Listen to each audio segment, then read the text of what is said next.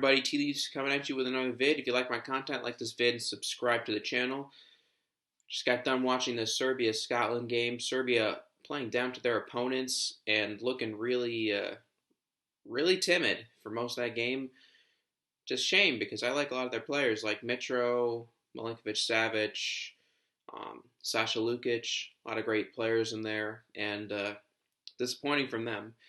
But that's not the focus of this video. I've got another Premier League power rankings to get y'all through, so let's do it. And our bottom five really are not going to change much throughout the season. Sheffield United just have no attack. Their goalkeeper's terrible, and of course O'Connell is out for the season. Burnley, it just gets worse and worse for them. They really got nothing going forward, and defensively they're not as solid as they used to be. Dwight McNeil should be looking to get a bigger club soon. West Brom, yeah, looking like the end for them too. But they played well most of that game against Tottenham, which is the sad thing. They lost because I think the goalkeeper really messed up on that goal. He went off his line way too soon, and I think, yeah, I also think Harry Kane shouldn't have been allowed to just make that much ground, make up that much ground to get into the box and get a header on that. So not really impressed with West Brom's defending there. 17 Fulham. Yeah, they're gonna stay there by the skin of their skin, because I mean they should have gotten a point out of this. But Adam Ole, look, man, I don't know what the hell he was thinking. Literally chipped the ball straight at Lucas Fabianski with that penalty in the last minute. Unbelievable. Like, just if I was Scott Parker at this game, I would have given him the hairdryer treatment. Unacceptable right there. And of course, Brighton looking quite awful, quite atrocious. I don't know what's going on with them. They're not really looking like the Brighton we saw towards the end of last season, who really started to capture the imaginations of a lot of us. And I like how they play under Graham Potter in theory, but they'll make a lot of defensive mistakes. Or in the case of this game, they just weren't firing going forward, and it was a boring game as a result against Burnley. Really not impressed by that. So bottom five not changing. Newcastle dropping a bit after, uh, I guess kind of an expected loss, truthfully. But I mean, like, it's not really looking good for them. Southampton, obviously, better team going to this game, but Newcastle, if they don't have Callum Wilson scoring goals, no one else is going to bother really, and yeah, they're just one of the most defensive, turgid teams I've ever seen. I'm just trying to find the right adjectives. Not easy on the eyes, and if they don't fix their act, they honestly could be headed towards that relegation battle themselves. So not liking what I'm seeing from them. 14 Leeds United, terrible defending. When Leeds United are not able to finish an attack with either a shot, uh, a goal, some kind of outcome that eases the pressure on the defense and doesn't result in an immediate turnover, if they cannot get some outcome like that, then they're going to give the ball away. They're going to get countered immediately, and their defense is just set up all over the place. Thing with Click for me is Matthias Click is a great player going forward, but you can't really have him in the middle there. They really need Calvin Phillips back as soon as they can, because Click is not a defensive linchpin there. He's not really one who will track back. He's more like an eight for me. That kind of guy, that kind of midfielder. And Leeds don't have the legs in midfield right now. Every time I've seen Pascal Struijk play in that kind of position, I honestly want to vomit. He's terrible. Shouldn't be on a Premier League field. Absolutely atrocious. And yeah, Bielsa's going to have to figure this defensive situation out, because right now they're just letting in goals with ease, and they're headed in that direction. And I hate to see that from a Bielsa team, but if they don't fix this soon, it could be a rough season for them, which is a shame because they really entertained us all, but not looking good. Oh, and also forgot Elon Melier, terrible goalkeeper, terrible. That goalkeeping on that third goal that Palace scored was the most atrocious goalkeeping I think I've ever seen. Just reacting like 3 minutes after the ball got deflected. not even covering his near post. Terrible. Okay, West Ham moving up a spot for that win over Fulham. I mean, kind of expected. I can't really move them up that much. It's to be expected. So, good job for West Ham. David Moyes surprising us yet again with that purple patch. And of course, he's got his new Fellaini and Thomas Suchek, great midfielder. I like the pickup back in January. He's a good goal scoring midfielder. He'll put in a shift on the other end defensively. Great header of the ball. I mean, he's just the perfect Moyes type of player in that position. So, great piece of business. And he's going to keep West Ham up single-handedly, or at least double-handedly with Mikel Antonio. I don't really see anyone else on that team contributing the same way offensively, but of course they still have Declan Rice, so they'll still have him too. Okay, Arsenal. Yeah, that was one of the worst games I've ever seen them play. Probably the worst. Well, apart from like the whole 10-2 aggregate loss against Bayern Munich, this is probably the worst I've ever seen Arsenal play. They have nothing going forward. Aubameyang on the left, stop doing that. Doesn't work. Lacazette, terrible. He's done. I just like to see Ava up top. You put Saka on the left. Maybe get Pepe or Reece Nelson on the right, something like that. Something's got to change. Like I don't like the look of how Arsenal are playing like that right now. They also need a more creative midfielder in that midfield. Partey and Elneny, great to break things up and put a lot of effort in that midfield, but you need someone who's going to play creative passes. Thomas Partey and Elneny are not those kinds of players. Partey's more similar to a Vieira type. He's going to stick his foot in, get the tackle, win the ball back. He's not someone who's going to play creative passes. You need Danny Ceballos in those situations. And I don't know why he wasn't starting. I also don't know why Ozil's still out of the squad. Beats me. I mean, I know he's not really that good anymore, but is he really worse than some of the people they have in their squad right now? Let's be 100% honest with ourselves. And Arteta needs to stop playing this formation at home against teams that they should be beating. I mean, Aston Villa, great job to them, great performance. I'll get to them later, but Villa, that's a team that you should be beating at home for Arsenal. So really terrible, and I'm starting to worry a bit.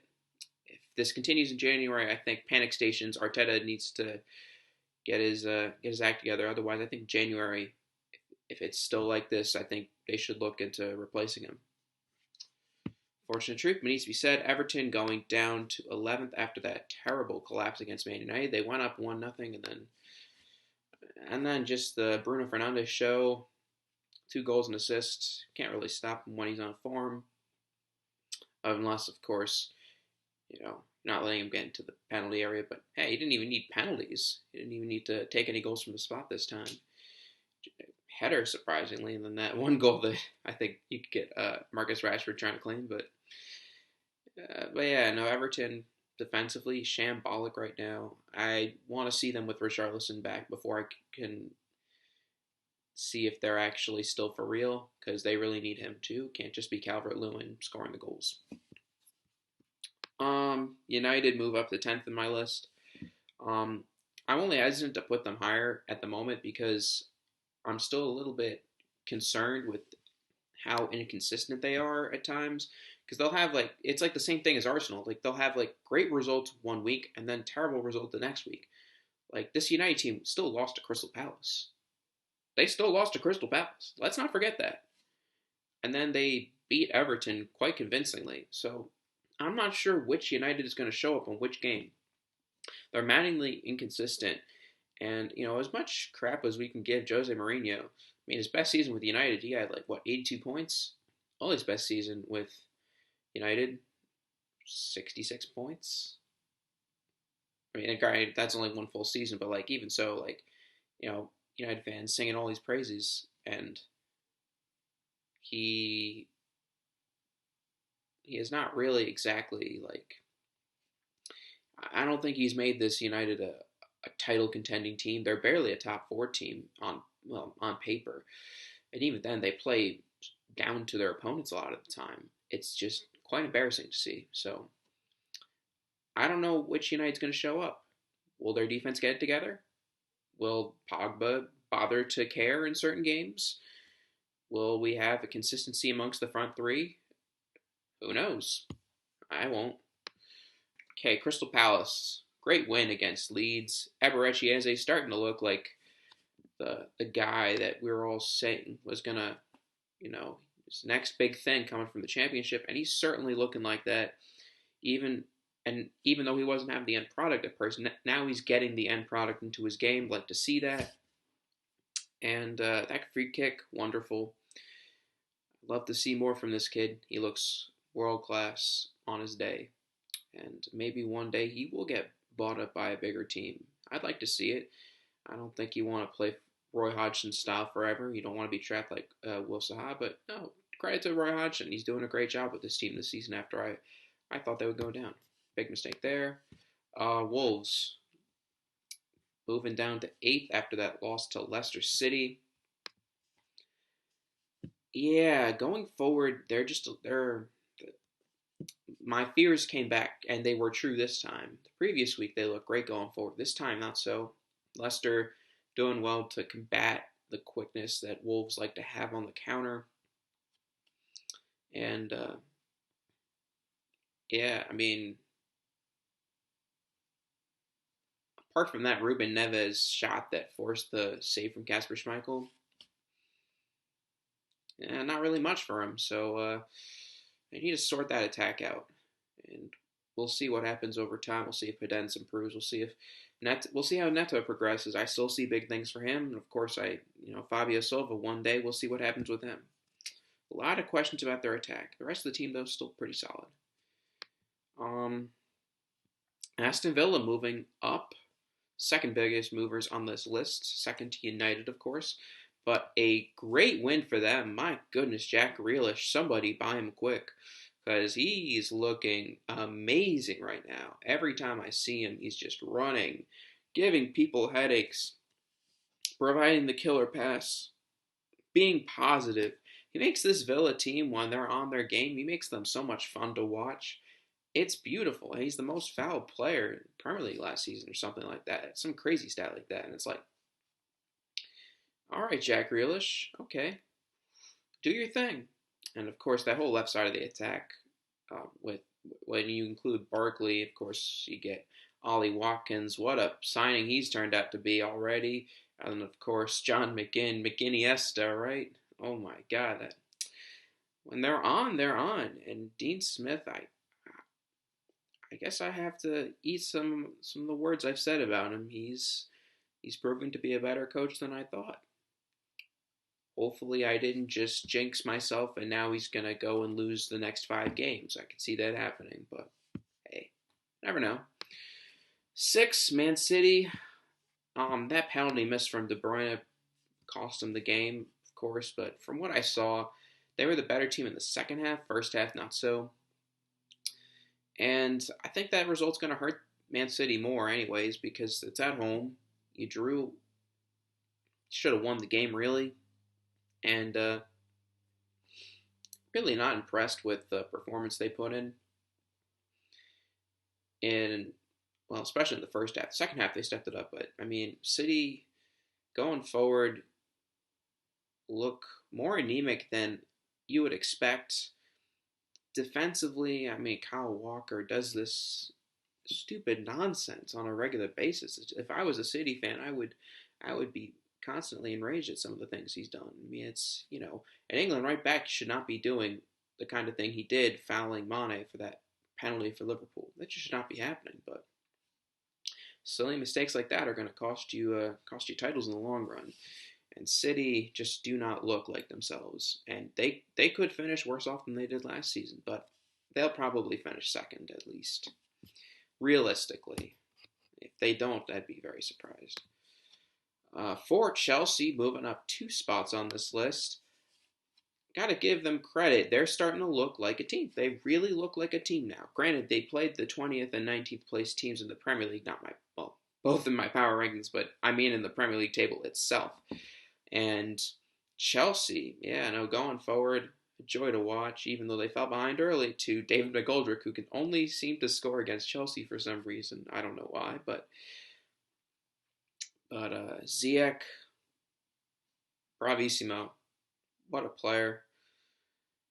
At Chelsea, whew, looking strong. gonna have to watch out for them. Maybe they'll finally mount that challenge for the title. Who knows? I see big things in their future. Still, maybe slightly concerned about the defense, but only slightly because now that they got Mendy and now Thiago Silva is looking like the Thiago Silva that we expected, that's going to give Chelsea a big lift. Thiago Silva and Zuma looking like a great partnership, I gotta say.